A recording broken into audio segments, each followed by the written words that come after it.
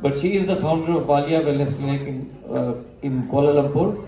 She graduated from India, but from Manipal Institute, and she went on to train as an ophthalmologist. And she set up this beautiful Walia Wellness Clinic in Kuala Lumpur that deals with prevention and reversal of disease. She has been speaking at several anti-aging and aesthetic conferences for the last 12 years. Dr. Sunita is going to speak about probiotics in insulin resistance. Thank you, Dr. Sunita. Thank you, Mr. Sanjay. Okay, we make this short and sweet so that we get the point across. As long as you get the point across, that's done. Today's topic will be probiotics and insulin resistance, whether there is a link between probiotics and insulin resistance. What is insulin resistance?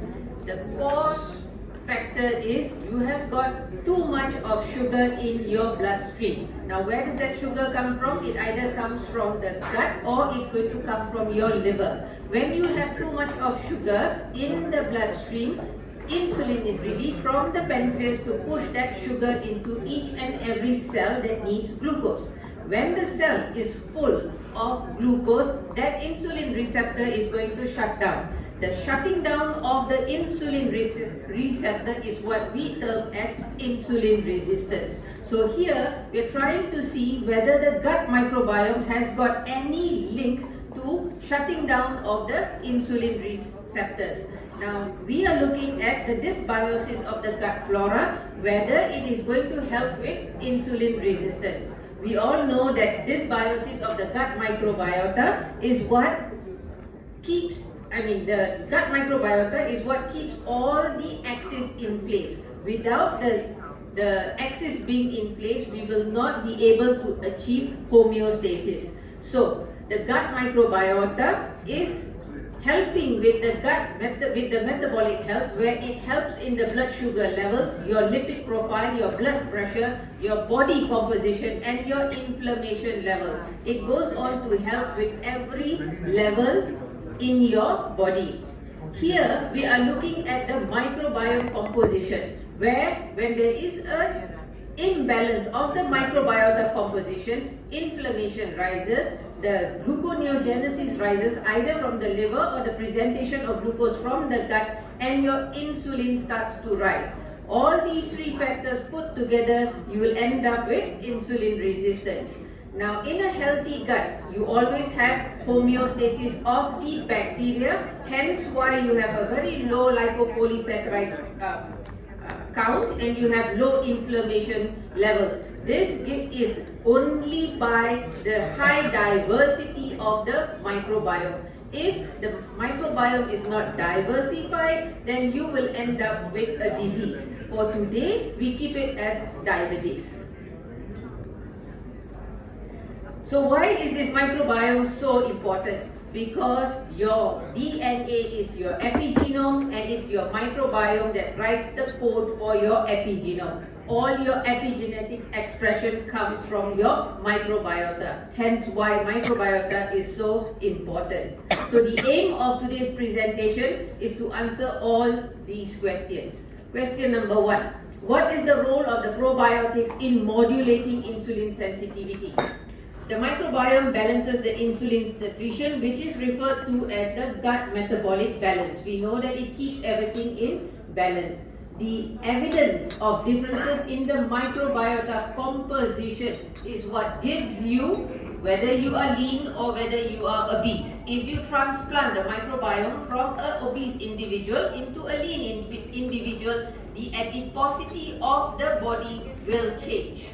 So there are two functions of this microbiota. One is to reduce inflammation or leaky gut syndrome, and second is to produce short chain fatty acids we know as butyrate.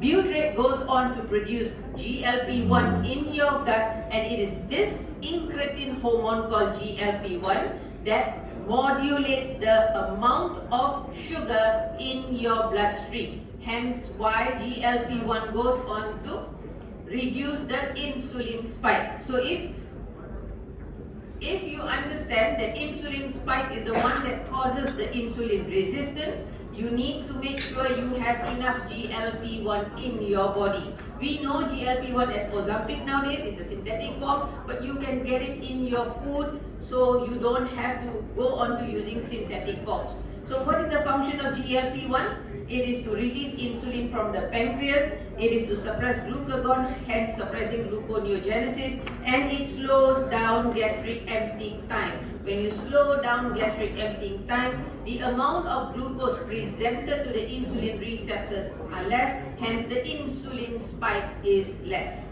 Okay? So when you achieve homeostasis by the diversification of the microbiota, leaky gut syndrome goes away, GLP-1 is produced, and this GLP-1 is what regulates the amount of glucose presented to the insulin receptors, not only on your skeletal muscles, but on every cell in your body.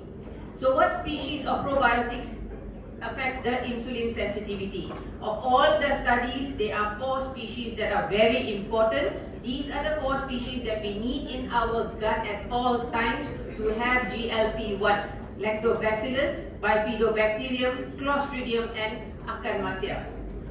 It is when we eat food, we have 2 types of fiber. We have insoluble fiber and we have soluble fiber. The 4 types of bacteria that produces GLP-1 comes from the soluble fiber. It is the fermentation of this soluble fiber that produces something called butyrate, acetate, and propionate that regulates the satiety and the metabolism. It is this butyrate that is the link between the gut microbiota and the glucose metabolism.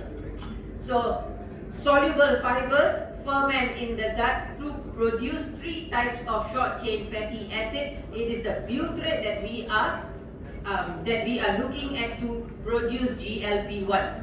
Butyrate goes on to produce GLP-1, it goes on to increase cholesterol export, it goes on to reduce glucagon, nitric oxide goes up, insulin signaling goes up, and increases the glucose uptake. This is how important butyrate is in your gut.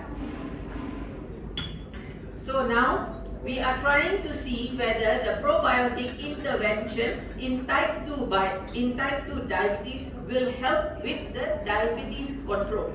Okay, in this studies which I reviewed, they were using 4 types of bacteria: the Lactobacillus, the Bifidobacterium, Akkermansia, and Clostridium. It is this Clostridium and Akkermansia which normally will feed on ghee or any oils. You must understand, to produce butyrate, you need the prebiotics. It is just not the probiotics. The prebiotics need to be supplemented together with the probiotics to produce butyrate. So I think Krishna knew this right from the beginning because he loved ghee, and it is the ghee that feeds the Clostridium, and it's the ghee that feeds the Akkermansia to produce the butyrate. And since someone has already put butyrate in a bottle, I'm sure they know it works, right? The butyrate goes on to present itself to the L cells of the intestine to produce 2 types of incretin hormones, which is GLP-1 and GLP-2. What we are interested in is GLP-1 because it reduces inflammation and it reduces insulin resistance. So GLP-1 probiotics also has been commercialized already. The main bacterium that they use here is Akkermansia, Clostridium, Bifidobacterium. So now in patients who have got an increased level of sugar, especially in pregnancy at the late stages, the 4 strains of bacteria were introduced into all these patients to see whether there was a difference in the insulin resistant levels. The insulin resistant levels were measured by a blood test called HOMA-IR. Okay? Also in diabetes and in obesity, these bacteria were introduced. Now they went on to look at all the types of bacteria, not only Bifidum breveri, which is a different type of species, all the species of lactobacteria, all the species of Bifidobacteria somehow reduce insulin resistance. They looked at Lactobacillus planitorium. It helped to reduce insulin resistance. Lactobacillus casei, Lactobacillus corniformis, Bacteroides fragilis. They looked at L. reuteri. They looked at L. secai. They looked at Gasseri. Every lactobacillus, every bifidobacterium reduce insulin resistance. So you must understand that when we are using probiotics, probiotics cannot be introduced into the gut by itself. It needs its prebiotics. So somehow Krishna already knew you need to eat your ghee on an everyday basis to make sure the GLP-1 is produced in your gut. Okay? So can a probiotic replace an anti-diabetic medication per se, right? When Akan Masya was introduced into a metabolically healthy individual, the glucose metabolism and the insulin resistance improved. But however, when they put the mixture of the probiotics into a diabetic or obese individual, only the insulin resistant marker improved. It was only with metformin or anti-diabetic medication which reduced the glycemic peak of the disease. So you must understand there are two things here we are looking at. One is your HOMA-IR for insulin resistance. The other one is your HbA1c for your glycemic peak. The anti-diabetic medication per se on its own only reduce the HbA1c. The probiotic per se only reduce the HOMA-IR. Hence why now we are being advised to use probiotics with the anti-diabetic medication to have an overall effect of reducing insulin resistance and also the glycemic peak together. So there is mounting evidence to show that if the insulin resistance is not looked after, you are in pre-diabetic state. And most of us already have got a gut dysbiosis. So when you have a gut dysbiosis, even without looking at insulin resistant levels, you are already in a pre-diabetic state. Hence why changing the diet and changing your lifestyle, changing the food you eat is so important because we need this GLP-1 to modulate our glucose metabolism. So this biosis, before it becomes diabetes, will increase the inflammation and the insulin resistance. 5 years of insulin resistance, you will end up with a diabetic patient. So how much of probiotics do you need to replace to attain a sustainable change? This is the key where we all miss. You need billions and trillions per day. We don't have that much. Most of us will use a probiotics and tell everyone else, sorry, it doesn't work. It's not that it doesn't work. You need to make sure you have it in the correct therapeutic dose. What we get commercially is a maintenance dose. So when you want to treat someone, please make sure your dose is correct before you come to the term that it doesn't work, right? So you need to achieve therapeutic doses where it is 10 to the power of 8 or 10 to the power of 10 per day. You need to replace the probiotics for a minimum of 12 weeks and you cannot stop replacing the probiotics. The only way you can achieve a permanent state of diversified microbiomes in your gut is by consuming soluble fibers. Okay? So in summary, the gut microbiota diversity is related to your soluble fiber intake. Soluble fiber fermentation is what increases the number of microbiota in your gut. You need a diversified microbiota to make the metabolites to impact the metabolic pathway. Probiotics need to be supplemented for a period of 3 to 6 months to see a change. The best way to sustain the diversified microbiota is by consuming soluble fibers.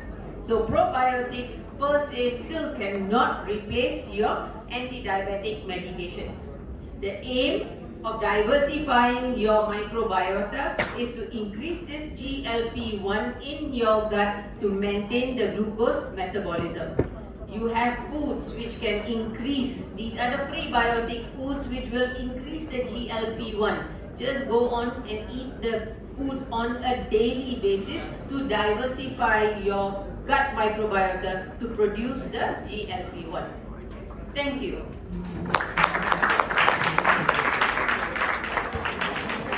Very well timed, I must say.